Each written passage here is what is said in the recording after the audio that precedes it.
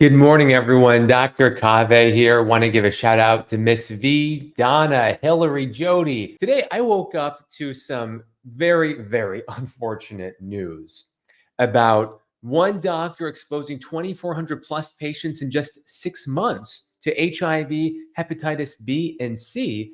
And I don't know about you, but I was just frustrated at another negligent doctor putting people at risk. So I want to share with you specifically what my suspicions are and how you can protect yourself from based off of what I think happened. And there will be a live Q&A at the end, and we'll answer some of your questions as we go along. The first question I had when I read this headline was, what kind of doctor can even see 2,400 patients in 6 months? This is what led me to think that it was probably an anesthesiologist, and probably an anesthesiologist in procedures like what you see here. It's not the first time there have been infection controls around these rapid turnover procedures, namely colonoscopies and endoscopies, sometimes cataracts. So it was in Massachusetts just a couple months ago, literally, when these concerns came about not cleaning certain instruments well enough and there being a risk of contamination between patients. Anesthesiologists, you have to remember, see patients in endoscopy and colonoscopies all the time. So if you divide out these numbers, you'll see that how can someone possibly see 20 patients if you're assuming 5 days a week, 4 days a month for 6 months? The only way that I could think it possible would be with an anesthesiologist. Indeed, that's who we believe it is. Now, details are very sparse on this case, but specifically, I want you to know what I suspect the exposure route might be, because that can impact what you can do potentially to help minimize the risk of a doctor doing this to you. Now, nothing's ever a guarantee, of course, but I specifically want to share two exposure routes that I had concern about when I first heard this. The first being Airway, and then the second being the intravenous route.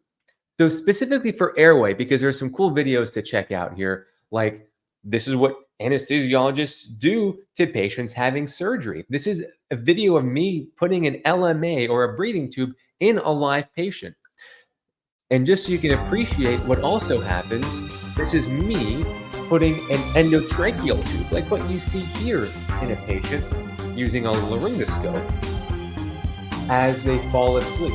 Now, this is important for you to see in the video because you can appreciate that there can be blood exposure with these instruments. And this is where I think the anesthesiologist may have committed these infectious disease violations to spread HIV or hepatitis B. And then we'll talk about the intravenous route and specifically how medications can lead to that. But look at what I'm doing here in the video, because this is interesting. You see me placing a laryngoscope in that patient's mouth, and this is the process where there can be a little bit of blood on the edge of the blade here. This is called the blade that goes in as we try to view the glottis to place that breathing tube.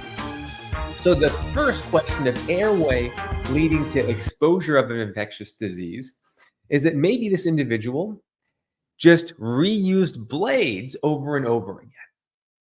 So these are this particular model is a one-time use. You use it once, you put it in someone's mouth there, and you throw it away.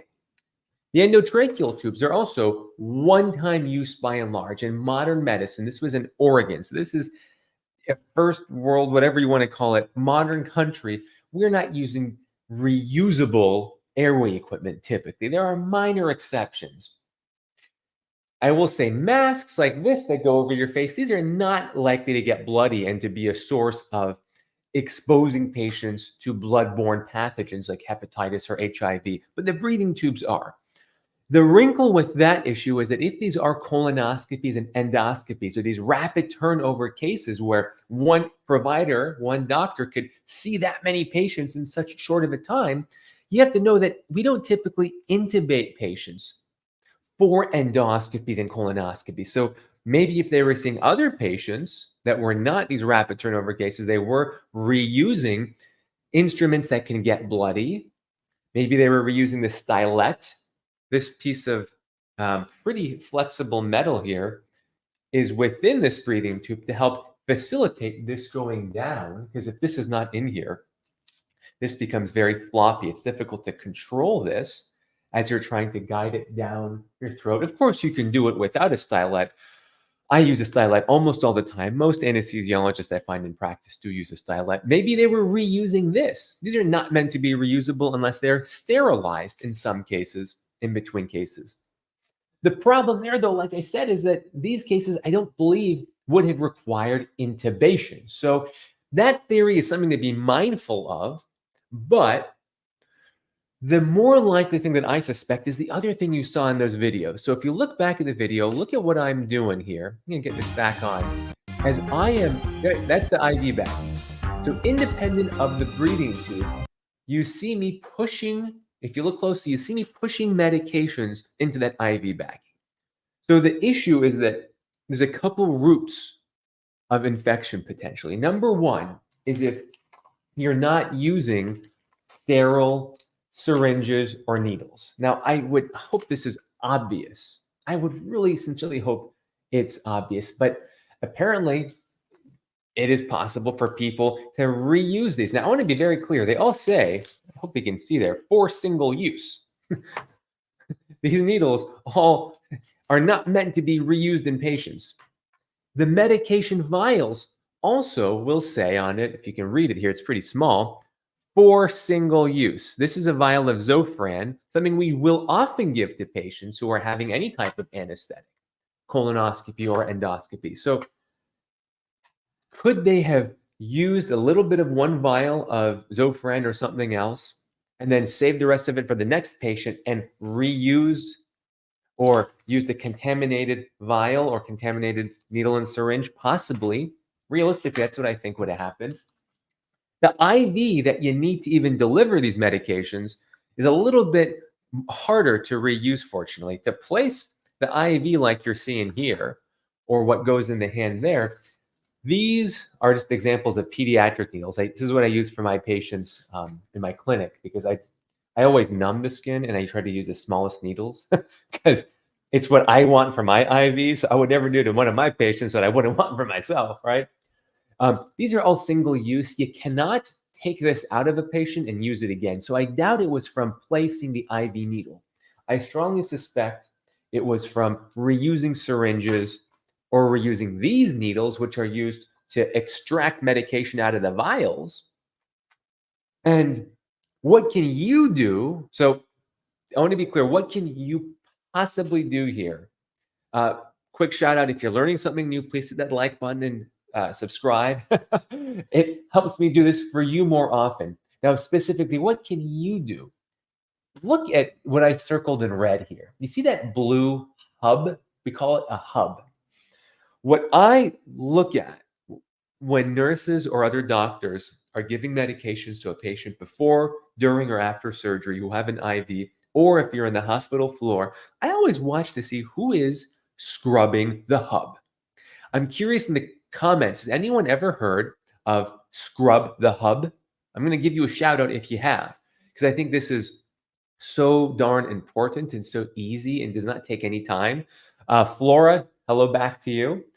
I want to know who has heard of scrub the hub. Wesley's talking about a doctor in Vegas reusing bottles. So yeah, to save costs, some people will try to reuse medications. Now, Zofran is very cheap, but some medications can be $10, $50, $100 easily plus per vial. Stuff I use in my clinic and other places can be very expensive, but you can't cut corners. Lori is saying yes, she has heard of scrub the hub. Stephanie says rubbing alcohol on the cap. What I have circled in red here. Sarah is also talking, is recognizing the importance of scrubbing. So look here as well. I put a red bubble around the three-way stopcock. So this is another form of a hub. What I want you to do is so simple. Just observe. Whenever anyone is giving you any medication, scrub the hub. Ask them, watch them. If you're going to connect a sterile syringe to deliver sterile medication into someone's IV, I don't want to be an obstructionist. I'm all about efficiency. I'm all about not wasting money or time. Believe me, I want to be efficient, but you cannot cut corners on injecting something into someone's vein. That is not the place to cut corners. And I see a lot of people here recognizing, yep, scrub the hub. Yes, I know you're supposed to scrub the hub before injection. And everyone here is talking about scrubbing before and after. I'll be honest with you, I see so many people not scrubbing the hub. I feel like I'm the only person that does it. And guys, I'm not an unnecessarily anal person. I believe in being anal and attention oriented and very, very focused for things that matter. But many things in medicine do not need unnecessary intervention. I want to be very clear. I'm not saying to just do things unnecessarily, but this is an absolutely necessary thing. You, as the patient, need to advocate if you see someone not scrubbing a hub and delivering medication. Just watch if they're doing it and ask them, hey, did you scrub the hub? If you use that terminology, scrub the hub, they will know what you're talking about. And if they didn't do it, they should do it. If you see a person not scrubbing the hub, I want you to feel empowered to ask them or someone else, hey, I didn't see them scrub the hub. Is everything okay? I want you to advocate for yourself, because if you don't do it, I wouldn't want you to be one of these patients. And I want to be very clear. I don't know what happened to these 2,400 plus patients. No one yet knows. These are my suspicions. But by golly, it's common sense. And I really hope that you can take this away to, like Northern Farm Girl says, I'm asking, begging, scrub the hub. Yes, please do.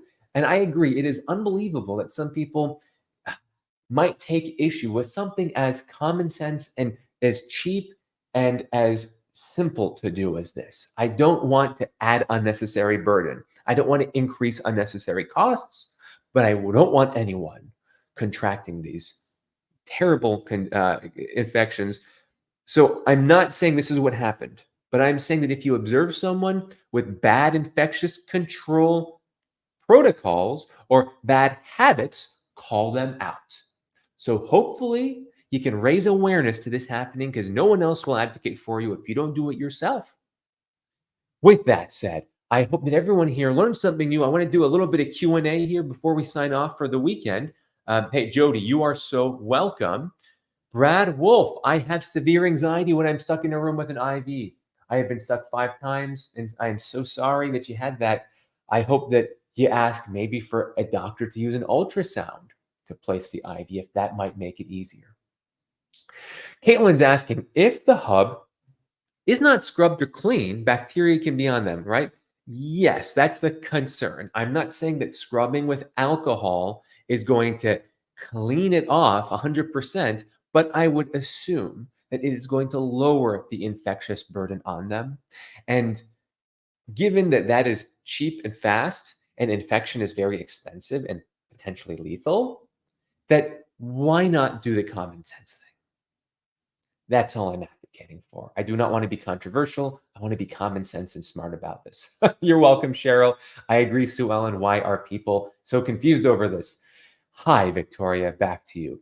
Yes, Miss V, you must be your own advocate. That is one of the big points of my channel here.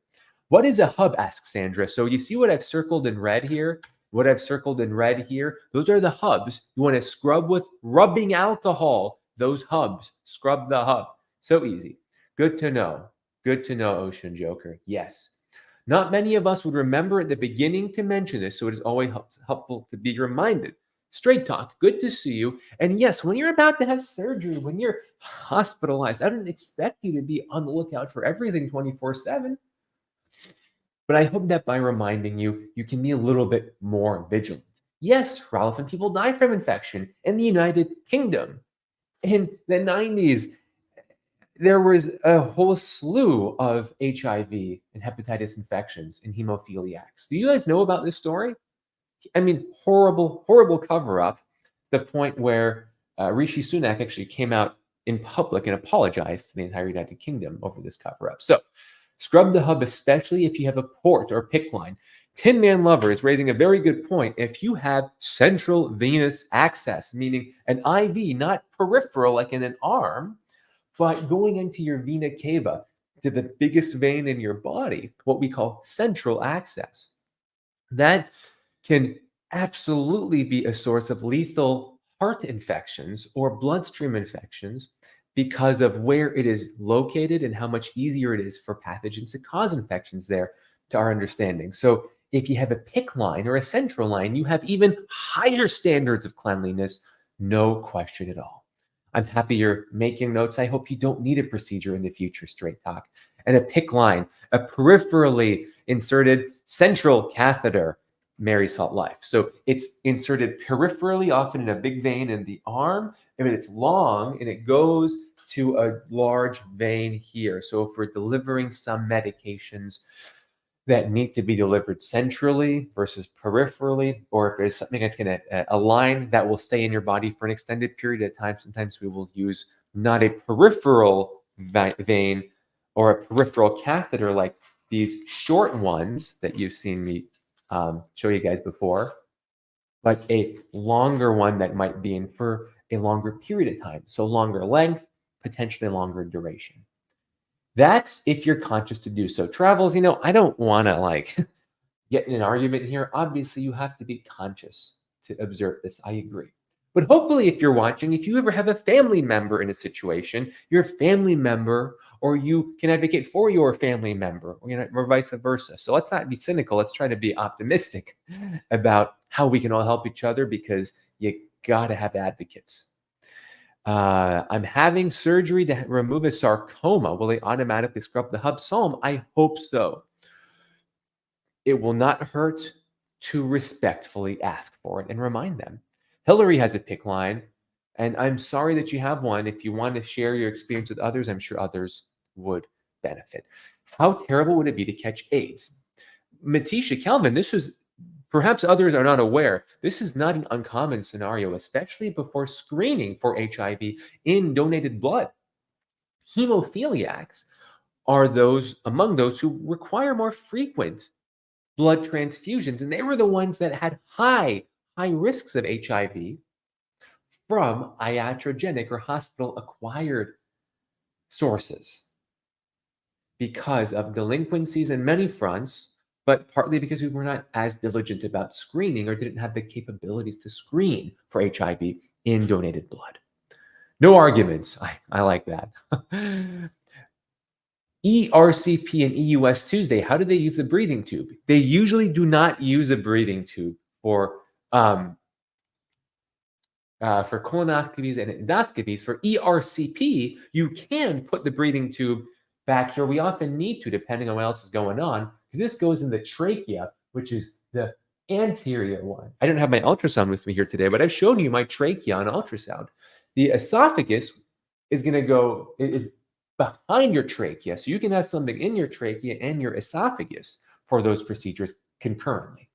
Thank you so much for the kind comments there. Hey, if you are learning something new, please hit that like button and share with others.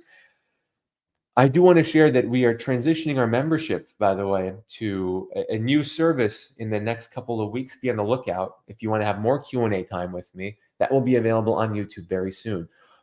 Is all blood screened now? Yes, ZZZ. In the United States, it should all be screened. But in the UK, up until very recently, there was not an acknowledgement of delinquencies and scandals around unscreened or mismanaged blood transfusion. Ever had a patient experience malignant hyperthermia? Thank goodness, no. Wanda, I am so grateful that you feel empowered to advocate for yourself. I get IVIG, Gamma Guard, every 3 weeks. My port is awesome. I'm happy to hear that. I hope that you are keeping it clean. You learned more today, Donna. I'm so happy for that. The emo surf, good to see you. How do they decide whether to use a cannula, ventilator, or mask? I've always wanted to know. That depends on many factors. Just to be clear here, what am I doing in this surgery? This surgery here is something that does not require mechanical ventilation. The patient's not going to be paralyzed. They're going to be able to breathe on their own. So an LMA is suitable. That's the flexible, kind of funky looking one. People call it the sus looking breathing tube. Whatever. I'm going to contrast that to the one that you saw me doing here. This was for a tonsillectomy. In a second, you'll see me as I unplug there. I'm wearing gloves, everything has been scrubbed. This mask is to pre-oxygenate, meaning build up the oxygen in their lungs, And now I'm placing the blade because for a tonsillectomy, the patient needs to be very deep, and you cannot have adequate control of the airway with an LMA for a tonsillectomy. Yeah. So a lot of nuances in these two examples I'm showing for you here. I like to use endotracheal tubes that have a completely secure airway.